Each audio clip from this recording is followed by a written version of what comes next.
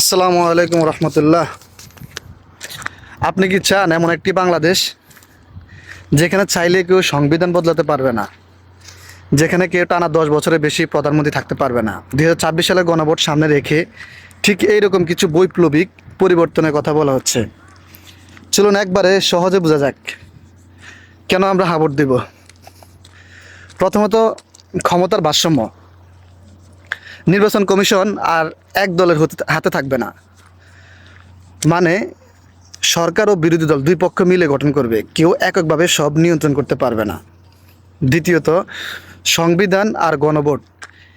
এখনকার মতো সরকার চাইলেই সংবিধান বদলাতে পারবে না, বড় পরিবর্তনের জন্য লাগবে গণভোট, মানে এখন যেভাবে হ্যাঁ আর না ঠিক এরকম গণভোট লাগবে।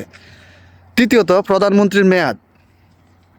ক্ষমতা চিরস্থায়ী নয়, একজন মানুষ সর্বোচ্চ 2 মেয়াদ বা 10 বছরের বেশি প্রধানমন্ত্রী থাকতে পারবে না। পরিবর্তন, সংসদে থাকবে উচ্চকক্ষ, ডেপুটি স্পিকার আসবে বিরোধী দল থেকে, গুরুত্বপূর্ণ সংসদীয় কমিটির নেতৃত্বও পাবে বিরোধী দল, মানে সংসদে থাকবে বাস্তব জবাবদিহি। পঞ্চমত, মৌলিক অধিকার, মানে আমাদের যে ইন্টারনেটটা এটাকে মৌলিক অধিকারের ভিতরে নিয়ে আসতেছে। তো ইন্টারনেট বন্ধ করে দেওয়া যাবে না, যেমনটা পলক করছিল, মিস্টার পলক সাহেব উনি করছিলেন। ইন্টারনেট বন্ধ করা যাবে না, এটা আমাদের এখন মৌলিক অধিকার হিসেবে নিয়ে আসবে। ষষ্ঠত, বিচার বিভাগ ও রাষ্ট্রপতির ক্ষমতা। বিচার বিভাগ হবে সম্পূর্ণ স্বাধীন, আর রাষ্ট্রপতি চাইলেই কোনো দণ্ডপ্রাপ্ত অপরাধীকে ক্ষমা করতে পারবে না। সপ্তমত, ভাষা ও বৈচিত্র্য। বাংলার পাশাপাশি ক্ষুদ্র নৃগোষ্ঠীর ভাষাগুলো সাংবিধানিক স্বীকৃতি দেওয়া হবে। সব শেষে একেবারে সোজাভাবে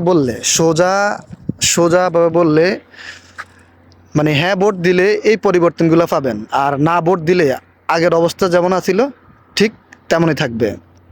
তো পরিবর্তনের চাবিকাঠি এখন আপনার হাতে। আমি আছি হ্যাঁ ভোটে। আসসালামু আলাইকুম, জাযাকাল্লাহ খায়ের।